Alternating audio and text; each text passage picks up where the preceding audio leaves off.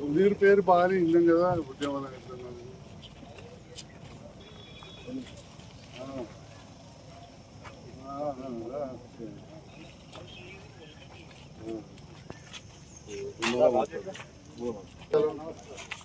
Sir వచ్చిపోదాం కలిసేట్టు ఉంటుంది ఎప్పుడు పండగలప్పుడు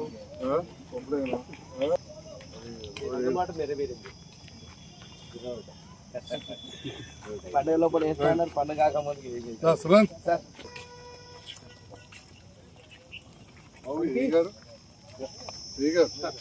రిక్వెస్ట్ ఏం లేదు కొంచెం పేపరింగ్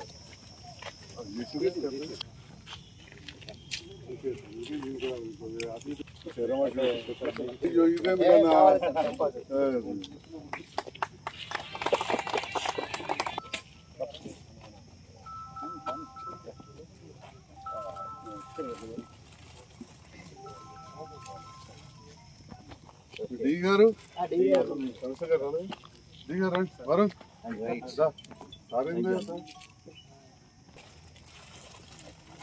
ఇంకోటి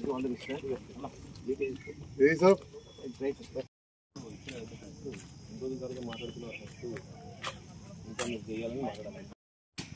హలో సంతోష్ గారు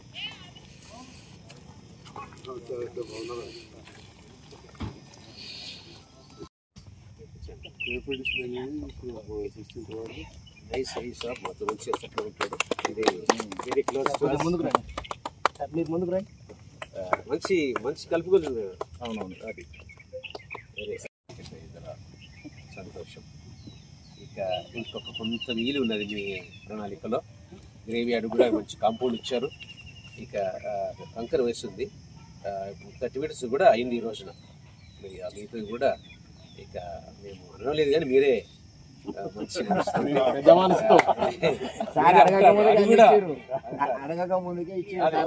మీరు అదే అన్నారు. ఇక అది కూడా మేము అంటలేము, అది ఇక మీరే అంటారు, అది చేస్తారని మాకు నమ్మకం, గొప్ప నమ్మకం.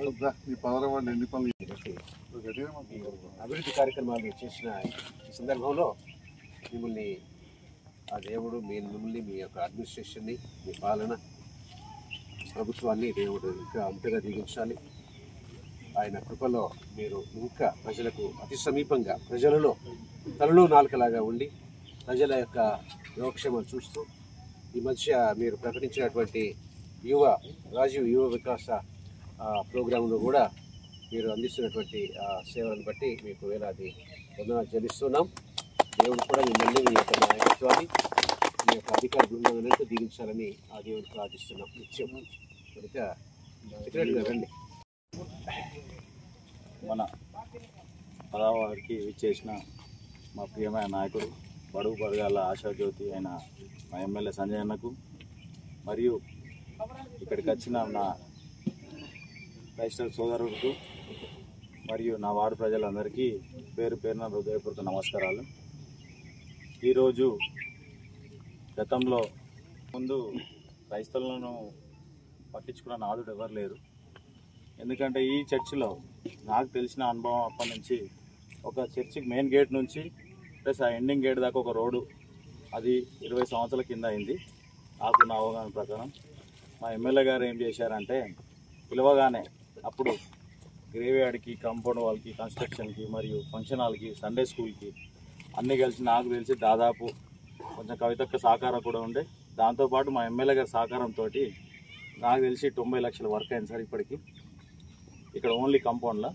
నెక్స్ట్ నా వాళ్ళు వచ్చేసి గుడికి, నల్లపోషమ్మ టెంపుల్కి, మరి రోడ్లు, మరి డ్రైన్లు అన్నీ కలిసి అదొక 80 లక్షలు అయింది సార్. నేనైతే ఎప్పటికీ మీకు రుణపడి ఉంటానని అందరి ముంగడ చెప్తున్నా సార్. అందరూ కూడా నేనైతే ప్రత్యేకంగా ఉంటాను సార్. నాకు పిలవగానే, నాకు టికెట్ లేకుండా నన్ను పిలిచి, నా తమ్ముడు అని పిలిచి నాకు అన్ని విధాలుగా సహకరించింది సార్ కూడా. ఇప్పుడు కూడా ఈ రోడ్ ఎప్పుడు అవుతుందని నాకే ఒక 3 సార్లు ఫోన్ చేసి, తమ్ముడు తొందర వర్క్ చేయించు అని చెప్పింది ఇక్కడ ఎమ్మెల్యే ఉన్నాడంటే మా ఎమ్మెల్యే గారు సంజయ్ అన్ననే. నేనైతే ఎప్పటికీ రుణపడి ఉంటాను. ఈ సభ ఒకే తెలియజేస్తూ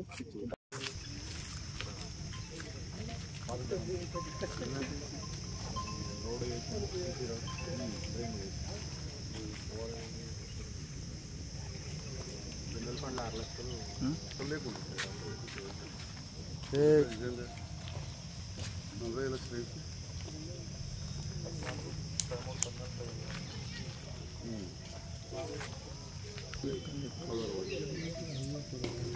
మన ఇల్లునే టీఓపీటీసీలో 10 వార్డులో 4 డ్రైన్స్ కట్టిండు 3 స్లాబ్ 1 సీసీ రోడ్ 4 సందులు అయితే కంప్లీట్ అయిపోయింది 20 లక్షలు అవుతున్నాయి. ఇంకేమన్నా ఇప్పుడు ఇక్కడ 15 డేస్ నెక్స్ట్ ఇల్లు రోడ్డు నిజంలో మళ్ళీ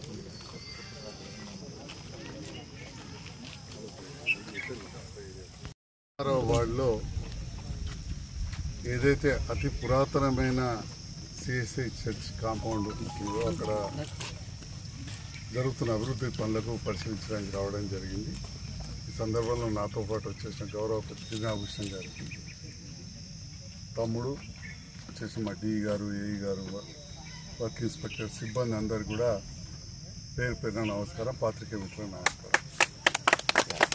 ఈ ప్రాంతంలో ఈ 16వ వార్డులో మిత్రుడు రాజు కౌన్సిలర్ అయినప్పటి నుంచి దాదాపుగా చిన్న చిన్న వర్క్లే 180 లక్షల రూపాయలని, అవి కాకుండా కుల సంఘాలకు కావచ్చు, లేదా మెయిన్ రోడ్డుకు కావచ్చు, సెంట్రల్ లైటింగ్ కావచ్చు, అవన్నీ చూసుకుంటే చాలా పెద్ద ఎత్తున పనిచేయాలి. ఇంకా కూడా 41 లక్షల వర్కులు టెండర్ ప్రాసెస్లో టెండర్ అయిపోయింది. అంటే ఇంకా కొత్త కౌన్సిలర్ వచ్చే లోపల 2.5 కోట్ల వర్కులు దాదాపు చేస్తారు.